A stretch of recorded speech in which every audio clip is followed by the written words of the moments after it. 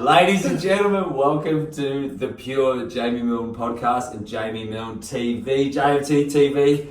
One of the most beautiful human beings has pleasured us with his presence. The warrior of the weight room, the baron of the barbell, the mantis of muscle, Linzey Biester. And folks, I don't know where to start. I'm going to give a massive runway on this beautiful human being. First time I met Linzey, I could be wrong here, but I think this is the first time. I met him at the 2010 CrossFit Regionals, and we both went as individuals when normal human beings could do it. Yes. And I think it's sort of, I'm going to stand up on the seat to give you a demo. It was a deadlift workout. I can't remember, Linz, and I'm at about 90 kilos or something, and Lindsay's just like, you know, that hard out CrossFit fucking warrior noise, and I'll never ever forget it. And he was right next to me, and I remember it was like the deadlifts, the box jumps, and it was a run, I think, around the Royal Randwick racecourse, and I thought I fucking totally got this licked because I was a runner. And then I just seen this beautiful specimen, this fucking rhino wrestler just straight around the track, fucking flying past. I was like, how the fuck does that work? I'm half his size. But he's a man, a myth, a legend. Also, when I got into the Olympic weightlifting world, you certified me in Darwin. Yes. As you were coaching with the Australian Weightlifting Federation. Is that right? Yeah. That was another moment that made my heart just kind of flutter a little bit, isn't it? And then after that, we sort of became pretty good mates, and we ended up having mutual friends. We were part of John Templeton's Underground RX, the high performance training camp. I was obviously not the Olympic weightlifting coach, I was a run coach. Linz was fucking good at it too. Oh, stop it. Trying to think where else we've rubbed shoulders in. Obviously, you've come down up to the gym a few times. Yeah, love it every time. Yeah, man. I've said it a number of times, especially to friends and people, especially people in the fitness and health space, the CrossFit space. Like I did my Olympic weightlifting coaches course with the CrossFit coaches course with Mike Bergner. It almost seems like fucking 100 years ago. So it was the same year as the regionals, 2.9, 2.10. Amazing. And I remember just thinking though, man, like how complicated he was a fantastic coach, don't get me wrong. Coach. But I remember sort of getting lost in translation, and then going from that and then spending time with you as a student under your tutelage. And just remembering, you know, like you simplified such a potentially complex sport. And that was something that forever stuck out in my mind. It's just amazing, man, how you see the sport and what you've done for the sport. And for those that don't know about Linz, he was a part of the Australian coaching staff. He had you had your own gym, Gold Coast Weightlifting Club, which turned out to be the largest weightlifting club in the world. In the world of Queensland. In the world of Queensland. And then you left the industry, and I was like, what happened to the fucking Baron of the Barbell? And then I listened to a podcast about a month ago. I can't remember the guy's name. It's Raw Barbell Club. Yeah, Andrew. Bro, I'll be honest. I messaged you while I was out running. I told you I was running. We could hear us. I'm just out running, bro. I was just out running, and fuck, man. Like it seems in the culture at the moment is, you know, people are being encouraged to be authentic, to be honest, to be vulnerable. Are you okay? And men are being encouraged to be a bit more open and you know, and be a little bit more in contact with their emotions and talk a bit more, all this type of jazz. And you hear a lot of it, and I think it's really good and it's really healthy, etc. But man, fucking hell, that podcast rolled me. Rolled me? Oh, bro, it reminded me of that singer Bon Iver when he first came out. He sung that song Skinny Love, and I remember reading about it, and it said it was like Bon Iver, you know, he sings from heartache, from pain, from suffering, and the reference that they said was you could hear it in his voice. Yeah. Now when I fucking heard your voice in that podcast, I was rolled, man. I felt pain, and I just had to message you and tell you I loved you. and that was the most inspirational podcast ever. The most real podcast. So Andrew, man, you're a fucking legend for a start, but you're like more of a legend because I know you. Guys, I've given this man the biggest runway, and now it's like, podcast over now, there's 20 minutes, we're out. See you guys. That's Linzey. Oh, sorry, man. So, fuck, here you are, bro. What's happening? Just tell, I'm so excited. Okay. Man, so obviously still love coaching. Mm-hmm. It is a part of my life still. Love running seminars. Love to be up here today and coaching the crew. PBs galore, so that's always a bonus. Yeah. And just ever since I shut the club, just trying to reevaluate what I do in my life and trying to get priorities different. So just spending the decade I did just coaching endlessly. Yeah. It was beautiful. I fucking loved it. However, there's a cost to that. Yeah. And I just realized that the way I was doing it and the way I was running my life just was not going to be sustainable forever. So it's something that I did want to do forever, but it just didn't work out. And what I've learned now is nothing is forever. Yeah. Nothing is forever. So it's just having that understanding and that in my heart space, just feeling like what it was awesome and I loved every moment of it. But from now on, it's just like I've really got to try and choose me more. So I'm just keep leaning into, is this good for me versus am I pleasing everybody else at the detriment of myself for so long? Is that a self-care thing, self-love, all of those things, or is it just simply I got to take care of myself first so I can be better for your circle, those you care about? Yeah, I guess so. It's like trying to work out a way that you can, like for me, what I'm trying to do is I'm just following this really simple philosophy of put yourself first. If you have a partner, put your partner second. If you've got a family, put your family third. And then after that, you put your work fourth. Yeah. And then from there, it goes down the list. My God, do we fuck that up? I fucked that up the worst. So I put my business first forever, and then I put myself last, and I would put my family behind that. And yeah, my wife suffered for it, my family suffered for it, my athletes probably in the long run suffered as well, and I have to deal with the fact of that they were upset and their needs weren't met because realistically I couldn't give. I was trying to give from an empty cup. It just wasn't working. God damn, mate, you're like totally aware, eh? Like you're that just sounds like such a huge level of like extreme responsibility, like from your point, and just being so aware of what's going on. That's massive, man. Yeah, it's huge. 2 books that I read at the time where I shut my club was Extreme Ownership by Jocko. If anyone doesn't know who Jocko is, good. Just YouTube good. And the other one was Jordan Peterson's book. Now, I love them or hate either of the guys. It was just perfect timing for me that they both books really resonated. And also doing some stuff around men's work, which was called a non-for-profit organisation called the Mankind Project. So essentially I've worked and followed that sort of methodology. They do a rites of passage. I went up and did that. Which isn't, I don't know anything about it, bro, but like the couple of little things, I have another friend in WA involved. It doesn't seem like an easy thing, man. And I see some of your stuff on Instagram, I'm like, holy fuck, what's in the mushrooms in that coffee you're drinking? Yeah, man.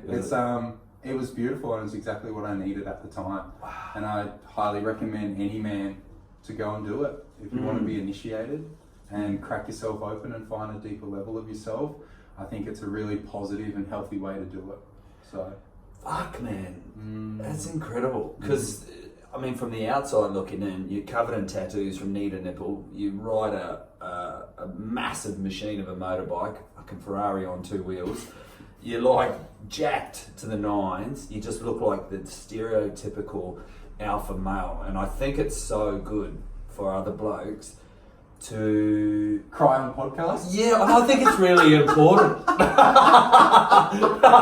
gotta bring it in. Oh, that's fucking serious, man. Like it's so timely for men, I suppose, like you, to take a stand to, I don't know. It's like we really need it, I suppose. We need ourselves.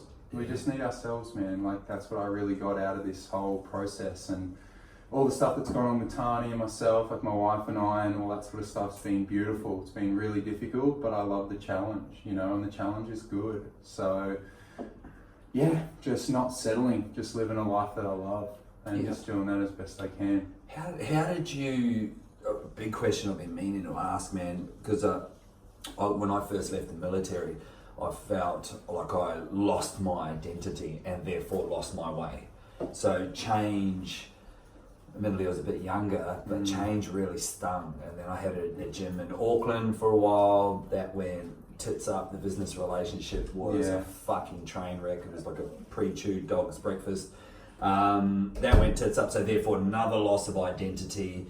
I totally lost my way. So I'm very curious, bro. When change comes, and you know, how did you embrace that? And like for other people too, man, when what they think is their world, like you said, not everything's not forever. Yeah. Like it's like, fuck, really, man? Well, I want this gym to be forever. I so wanted Gold Coast Weightlifting Club to be forever. Like I didn't have a plan B, and I think that's why it works so well. And I think with anyone going into business, if you're trying to run a business and you've got a job as your main thing and your business is your side piece, the real way to make it work is get rid of your job and just make your side piece business your actual thing that you got to go for, because then it's all in. What you vibe on is what you're going to work on, like what you give your time and energy to. So for me, man, I totally fucking lost my whole world when I shut the club. Like it was complete implosion, man. It's like you disappeared. I did disappear. Where the fuck is Linzey? I totally disappeared. I struggled. I really struggled. It was like, yeah, here I am, national coach and international weightlifters and a whole community of people. I'd have 100 conversations a day with 100 different people. Yeah. And I loved it, and it was a beautiful career and job. And then to, just not be able to do it anymore, for it to shut, it just rattled me. And I think the thing at the time that made it so hard is that I think I must put off this vibe that I've got everything sorted, and like you say, like I'm a big burly dude and I've got everything sorted and I've got it all happening. And it's like, I honestly don't. I have every feeling like every other human has, and I was gutted that, you know, people that I'd looked after for years just didn't even bother to contact ever. Yeah. Like my athletes, I'd spend 4 hours a day, 5 to 6 days a week with these people, never heard from them ever again, kind of scenario. So it's just like, it was really tough at the time to be able to do that. And I was just like, and then, you know, a couple of days after I shut the club, Tani met somebody else, like that scenario. I basically thought that if I shut the club, I could focus on my family. And when I shut the club, I felt like my family got ripped apart too at the time. Yeah. So it was just like, I went from having an identity and a business and a mission. I think that's the big thing too. As a man, I thrive on having something, a mission to complete or something to do or a purpose, right? And all of a sudden didn't have a purpose. Yeah. So I was like, my family's my purpose, and then that got broken apart, it felt like too. I just literally probably spent most of my days moping around, crying, writing, journaling,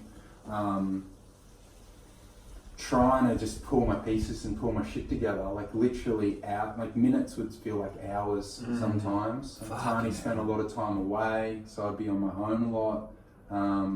And the relationship that I did have with her at the time, because of the way I was treating her while I had my business, which was second down the rung or third down the rung, meant that when I didn't have all my identity and career, I also didn't have much of a relationship either. Yeah. So I had to confront that. And I also had to confront myself, like the failure of not having my gym work out. Stings, eh? Really stings, you know, especially when there's, like, a lot of the people were happy to see it go.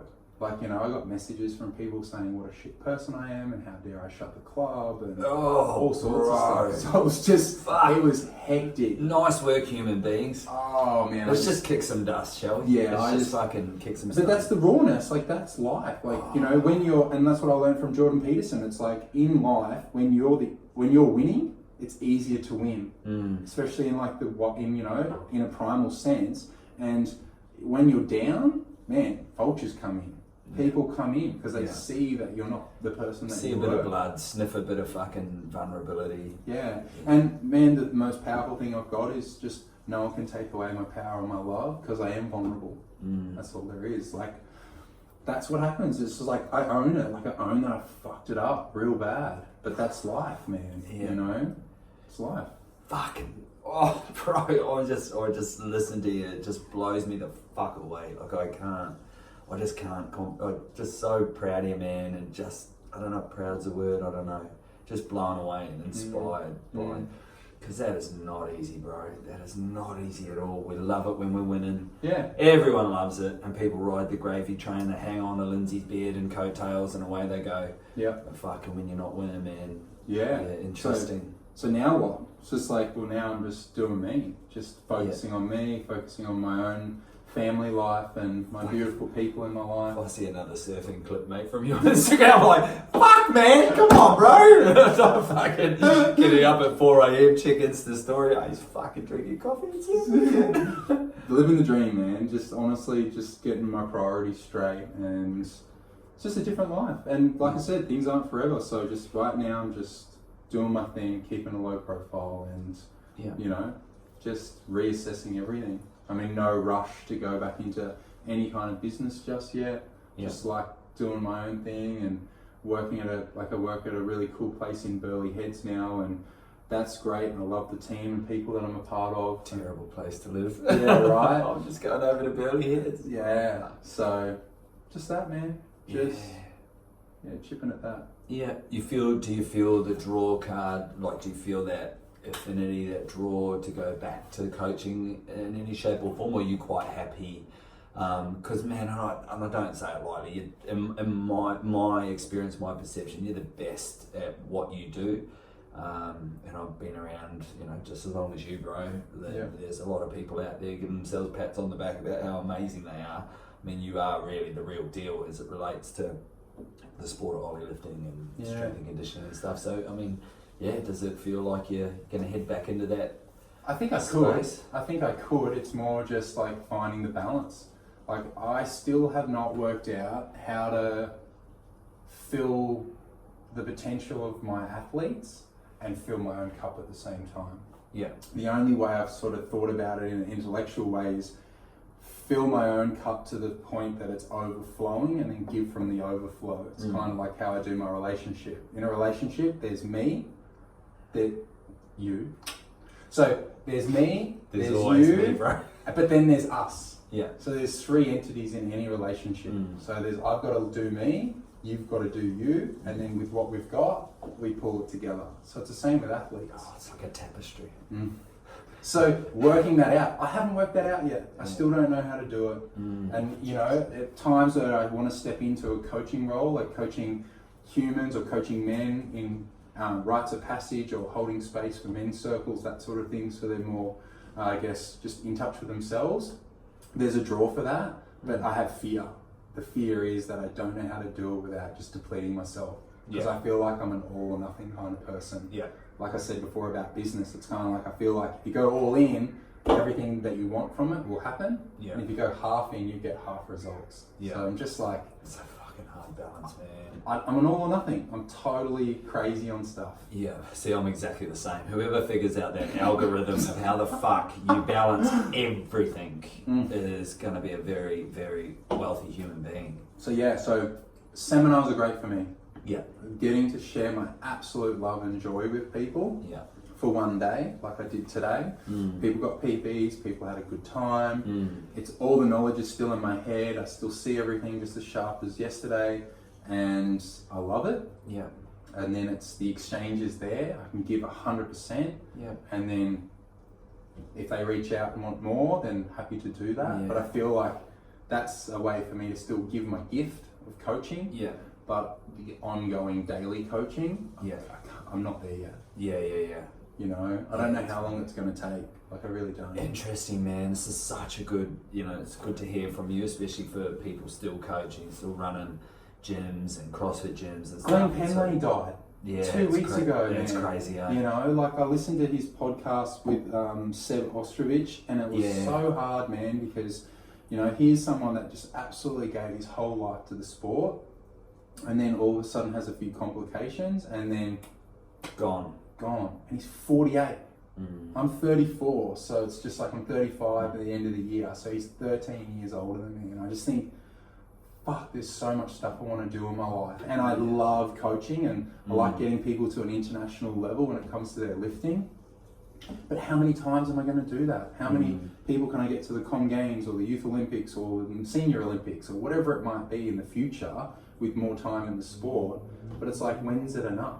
It's a bit like an athlete, like the amount of athletes I've seen go, I stood on the Com Games, the Olympic Games dais, and I got the gold medal, now what? Yeah, what's next? It's always another mountain to climb. Fuck me, man. So it's kind of like that with coaching. It's like, well, what am I actually doing this for? Because originally it was like, to open up the club was to be the first not-for-profit or for-profit weightlifting club. We did that. We were the largest for-profit weightlifting club in Australia. We got to the largest at one point, and like we hit all these milestones, all these things that weren't possible. So now this plethora of clubs have all sprung up because it's possible. And yeah, it's kind of like, well, what's the next thing?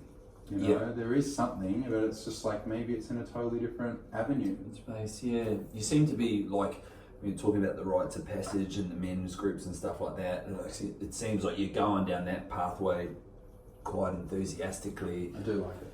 It was profound for me. Yeah. Like the work that I did and what I got out of it. I've done personal development for years and I read a lot. And this was so much deeper and so much, I wish there was words for it, but all I can do is just have an overwhelming sense of feeling in my body about it. Fucking hell. Like gratitude, gratefulness, that type of stuff. Yeah. Fuck me, man. Yeah. Yeah, it's I find myself quite curious about it, like if you could verbalize or explain, because there'll be a lot of people that don't know. I guess look, put it this way, a rites of passage is just a way to physically, emotionally, spiritually test yourself. You know, and in this case for me, it's a men's only format. It's ran all over the world, and they have a few trainings a couple times a year in Queensland. Yeah. And it's 3 days. And I can guarantee it will not come out the same. Wow. No way. Fuck me, man. No way. Yeah, wow. And all walks of life, like professionals. Yeah, and everyone. And everyone. Yeah. Man, that's heavy. Yeah. That's cool.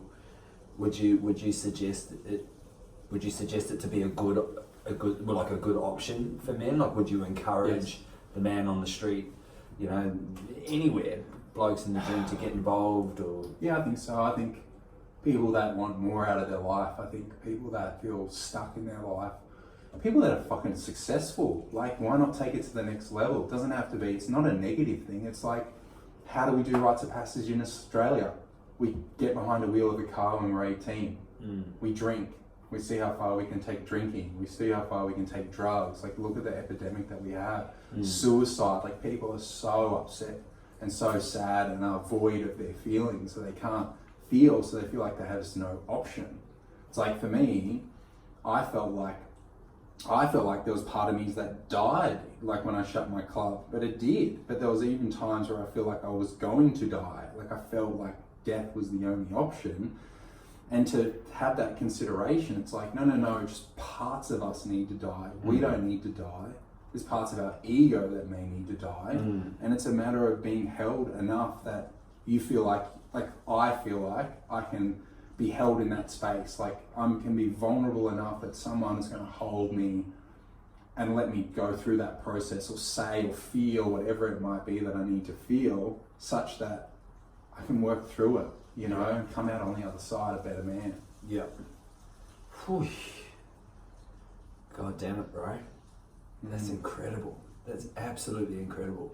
You just, I can totally see the difference, eh? You just seem so different, man. It's like a fucking rise of a phoenix or something. It's something really cool. Yeah, man. Yeah, something massive's happened to you. It's just, yeah, it's really quite crazy.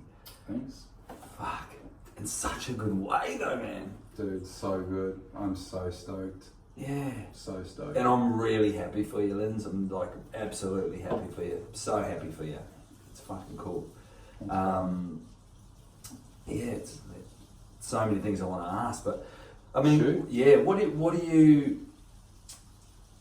Just a couple of closing questions. So one, as you said, people are sad, people are struggling, people don't know necessarily how to verbalise or even reach out. There's a number of disorders, mental health issues, especially with men. I think, well, everybody for that matter, but I think men sometimes struggle to talk about it a little bit more. So socially, it's not as common for men to voice their feelings with words.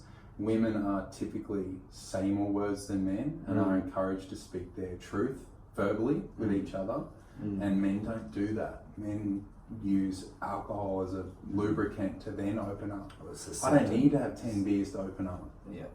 One Fit Aid will do. Okay. So I'm having the recover one, as if I got that right. Thrive. I'm thriving at the moment. So it's like, for me, it's like I love going deep with people. That's always been a thing for me, and I love humans and I love people. So it's like, how can we heal each other? You know, and a lot of the time you can't do it on your own because you can't see your blind spots, man. You've got blind spots in your life about how you live your life, and sometimes it takes somebody, but you've got to be vulnerable enough. So it's like, where can I go to be vulnerable? Got to let down those walls a little bit where you feel trusted, safe, supported, all those things. Well, it's the way that, like, you know, typically the way that men feel love, or what are they typically searching for, is freedom.